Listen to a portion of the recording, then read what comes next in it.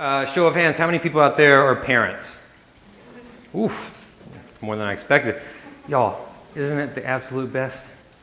Yes. While somehow simultaneously being the absolute worst. Right, Sean? So I have two kids. One that's also was born this summer, my son, so I feel your pain. And I have a daughter who's 3. Her name is BB, or that's what I call her. Look, that's her right there. And you know that old adage that your kid's personality is fully developed by the time they're 3? Totally true in her case, except that it was 3 months, not 3 years. She's totally unique. I'm here for it. I love it. Ever since she was 3 months, old, she has loved these things that are traditionally considered feminine, like accessorizing with fingernail polish and earrings, and everything has to be a skirt or a dress. Last weekend at Halloween, she was a princess fairy. And if you didn't know, that's a princess with wings and a wand, so she can fly and cast a spell on you as well. And then on the other hand, since that age, she's also loved all these things traditionally considered masculine. She loves to fight and wrestle with me and play in the mud and go fishing. And also last weekend, the day before Halloween, we had our first solo camping trip together. Just she and I out at Jordan Lake. It was 45 degrees. She was a trooper. And I love that about her. But my favorite thing in that realm that she loves is since she was 3 months old, she has loved and been fascinated with big rig construction equipment. So much so that when she was 2 and my brother incorrectly referred to one of her toys as a bulldozer, she said, "Uncle Bobo, that's a backhoe." So her favorite book right now is called The Little Excavator. And The Little Excavator, some of you may know this, the main character is Little E. It's one of those small excavators that you see on Interstate 40 with all the construction going on. And he's working with the big rig construction crew to build a public park that day. Okay? And he's trying to find where he can fit in, but he's not tall enough to reach high in the sky like the crane. He's not strong enough to carry the load of the dump truck or push the rocks and the debris like the bulldozer. And he keeps falling over all day, and he just can't keep up. And the big rigs are passing him by and just looking at him there on the ground.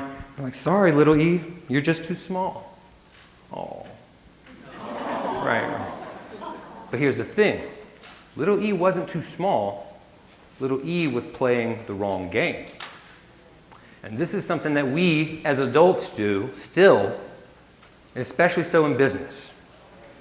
All right, so about 5 years ago, I released a documentary called Raise Up, the World is Our Gym.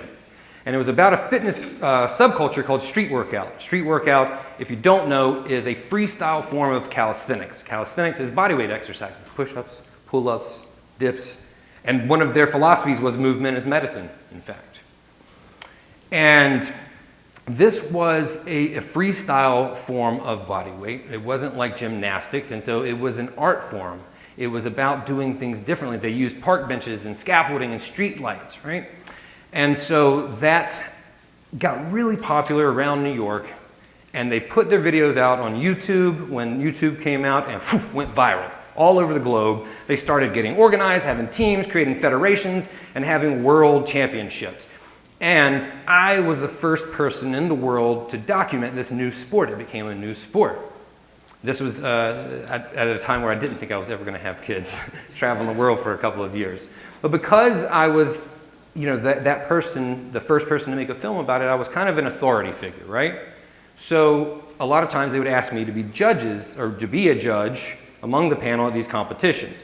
And every time I would inevitably see the same thing happen.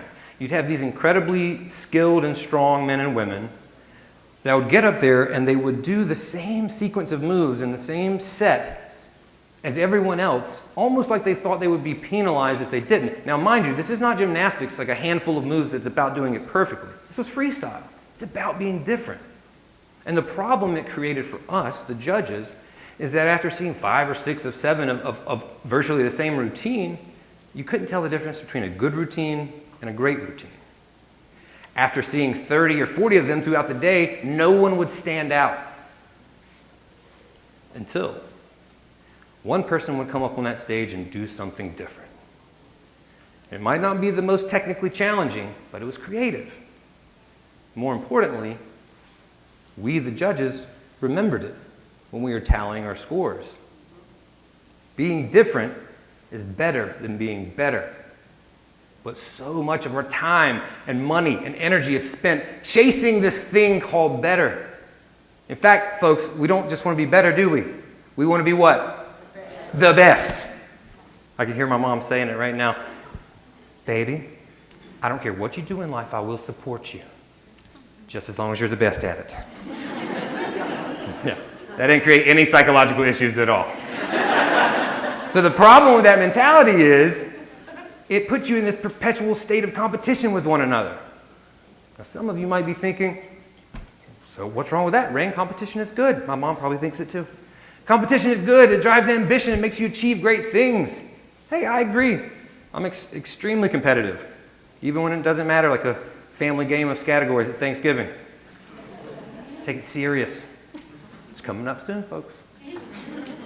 But the thing is, we don't talk about this underside, this dark side of competition that often, which is that many times, oftentimes, competitive nature is driven not by the feeling of winning, but by the fear of losing. And when you fear losing, it creates a scarcity mindset. You stop being creative.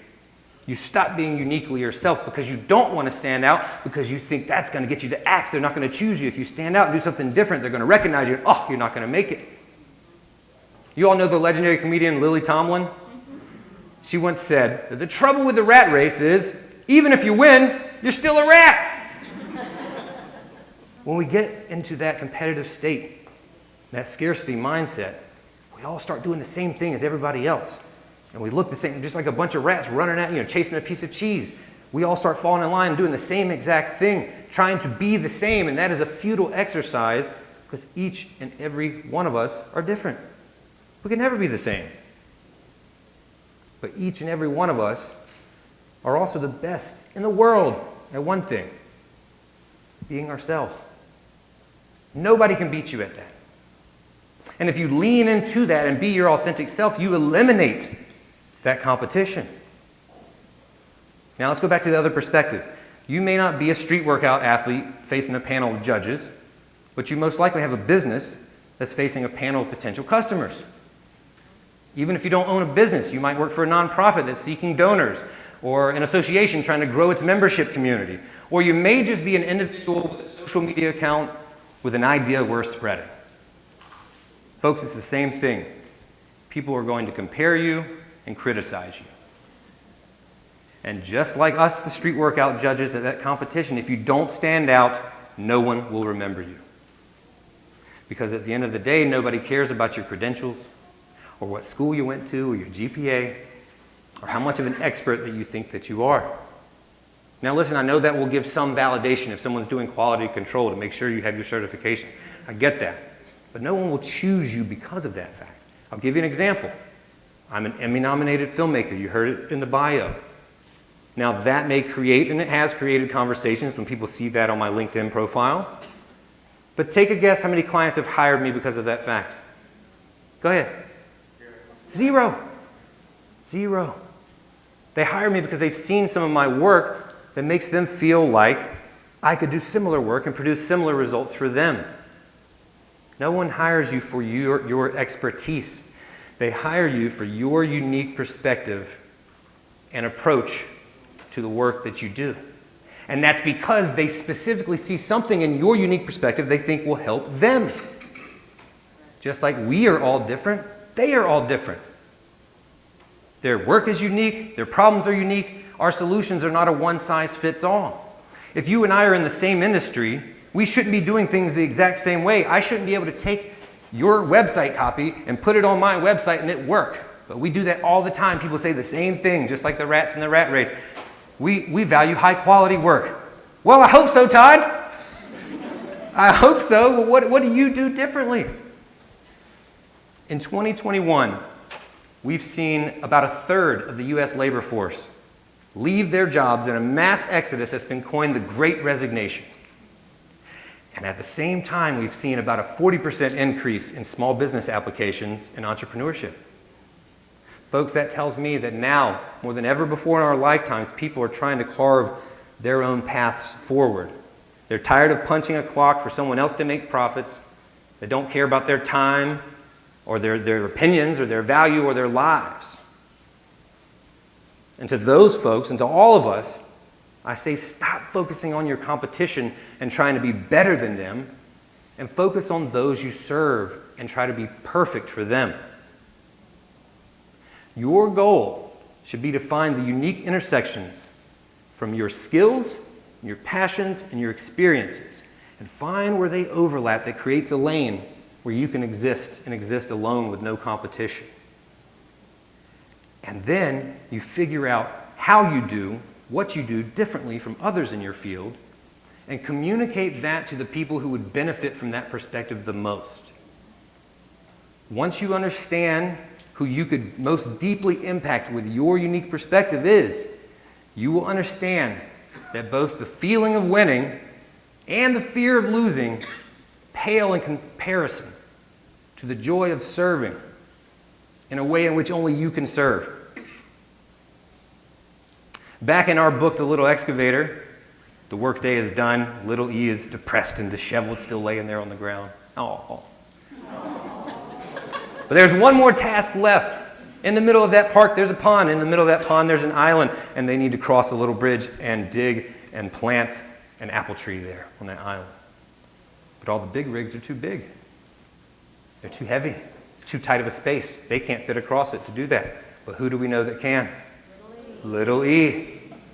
Little E crosses that bridge, he plants that apple tree, and thus creates a career path for him on the construction crew that he can exist, a lane that he can exist alone with no competition. And it was based on his unique abilities that were once perceived as flaws. We've talked about this a lot today. And he reframed his thoughts and the way he viewed them, and they have become his superpowers now. Folks, I believe with my whole heart that each and every one of us are uniquely designed to impact the world in a unique way. And that unique way is determined by your story. Plenty of people have your skills, and many of them are more skilled than you'll ever be. But no one on the face of this earth has your story. So use it wisely. My name is Ray Bennett. Thanks for listening.